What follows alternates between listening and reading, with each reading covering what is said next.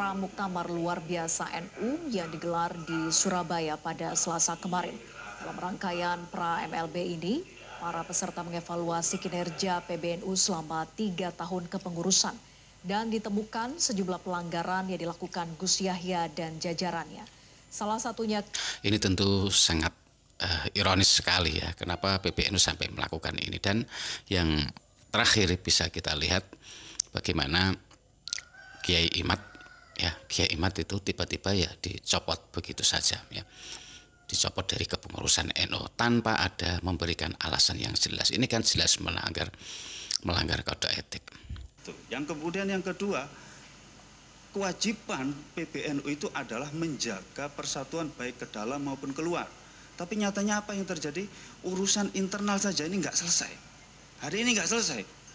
Bahkan justru malah seperti sautan. Presidium Penyelamat Organisasi dan Muktamar Luar Biasa NU menyatakan PBNU melanggar nilai utama, cinta kasih, kelembutan, dan kesatuan.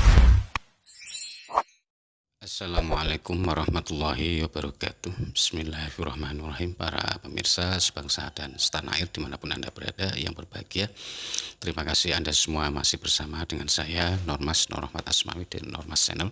Pada kesempatan kali ini saya mendengar sebuah berita dari Metro TV yang memberitakan bahwa pra-LMB ya sudah sepakat akan mencopot Gus Yahya Ketum dan Rois Am. Ini pergerakan yang cukup menarik dan kita tahu bahwa kenapa ini sampai terjadi. Yang perlu kita ketahui itu karena dilatar belakangi dari berbagai kebijakan-kebijakan dari PBNU yang pada akhir-akhir ini, yang akhir-akhir tahun ini sudah tampak jelas itu sangat tidak menunjukkan keprofesionalisme ya, tidak memakai ADART, yaitu terkesan seperti semena-mena memecat atau mengeluarkan berbagai anggota kepengurusan PBNU. Justru mereka yang dicopot itu disinyalir mereka adalah tokoh-tokoh ulama yang tentu sangat berbobot dan sangat berharga ya. Ini tentu sangat ironis sekali ya, kenapa PBNU sampai melakukan ini. Dan yang terakhir bisa kita lihat bagaimana Kiai Imad itu tiba-tiba ya dicopot begitu saja ya, dicopot dari kepengurusan NU tanpa ada memberikan alasan yang jelas. Ini kan jelas melanggar kode etik. Entah apa yang menjadi alasan. Ini seperti kepengurusan PBNU pada saat ini itu seperti kepengurusan yang menunjukkan arogansi. Padahal kita pernah dengar sendiri dari Rois Am PBNU, yaitu beliau Kiai Haji Miftahul Akhyar. Kalau ingin mencopot saya dari jabatan Rois Am NU ya silahkan, tapi ada mekanismenya. Dia sendiri berkata seperti itu. Tapi faktanya, kenyataannya malah dari pihak PBNU ini melakukan asal copot saja itu seenaknya. Inilah yang membuat dari diadakannya LMB ini, dari tokoh-tokoh untuk mengadakan LMB dengan alasan berlatar belakang alasan seperti itu. Ya, kita juga masih ingat bagaimana Kiai Marzuki itu dicopot begitu saja ya. Coba kita lihat dari berita Metro TV, kita lihat sejenak beritanya. Dan saya kira cukup sekian dari apa yang saya sampaikan. Wabillahi taufiq wal hidayah, wassalamualaikum warahmatullahi wabarakatuh.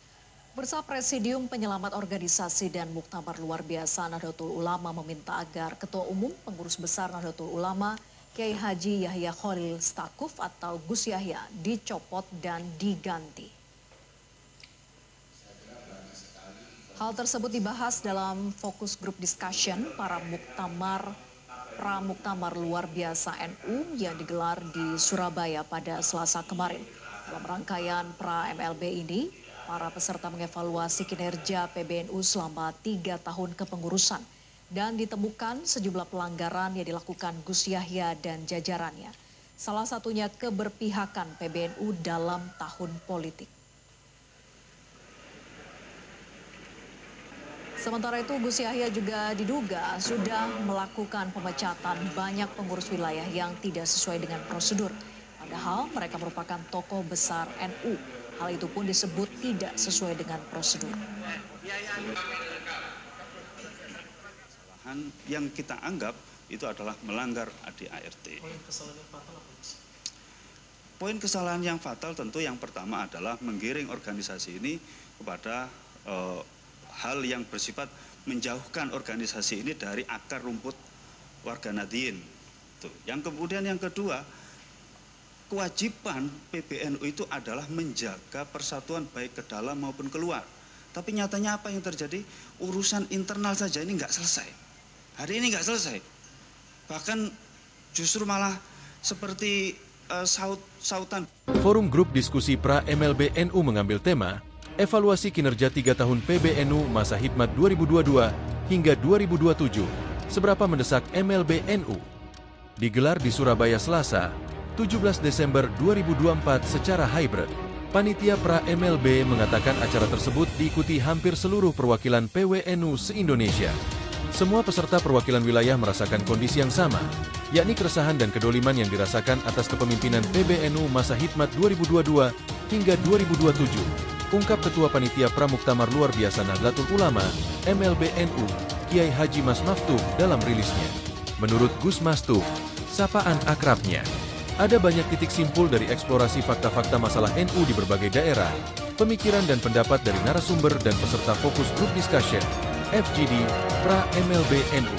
Perselisihan, perpecahan, saling curiga dan saling menjatuhkan antar kader dalam struktur dan di luar struktur NU menjadi fenomena saat ini yang paling dikhawatirkan. Lebih lanjut, Gus Maftuh mengatakan, dalam kadar tertentu sebagai dinamika berorganisasi, kondisi demikian dianggap wajar. Namun selama PBNU masa hikmat 2022 hingga 2027 di berperselisihan, perpecahan, saling curiga dan saling menjatuhkan jauh lebih meningkat dan meluas, bahkan hingga di tingkat MWC dan ranting. Pemicu kondisi di atas bukan dari NU daerah, tapi justru dari sikap, tindakan, dan praktek kepemimpinan PBNU yang mengatasnamakan kebijakan, penegakan aturan dengan jargon, tegak lurus, satu komando bersama PBNU, dan menjadi penerapan kebijakan organisasi yang kontraproduktif dengan arah serta amanat Muktamar ke-34 NU di Lampung, ungkap Gus Maftuh. Lebih jauh, Gus Maftuh mengungkapkan pendalaman terhadap kondisi itu merupakan indikasi hilangnya nilai utama NU di dalam jiwa dan kepribadian pemimpin dan jajaran PBNU, yakni cinta, kasih sayang, rukun, bersatu dan dengan pribadi unggul, jiwa raga. Padahal nilai-nilai itu menjadi perintah Mukadimah Konun Asasi NU. FGD untuk mengevaluasi kinerja PBNU juga mengukur tingkat konsistensi mandataris Muktamar ke-34 NU di Lampung terhadap 6 amanat keputusan atau tanggung jawab sebagai indikatornya.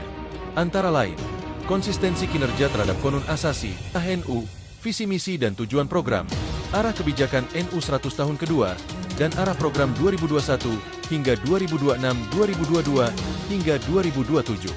Terhadap 6 indikator kinerja PBNU tersebut, kata Gus Maftuh peserta FGD menilai kinerja PBNU berada di luar garis yang ditentukan, bahkan cenderung melenceng yang dikhawatirkan menyebabkan NU kehilangan jiwa dan kepribadiannya.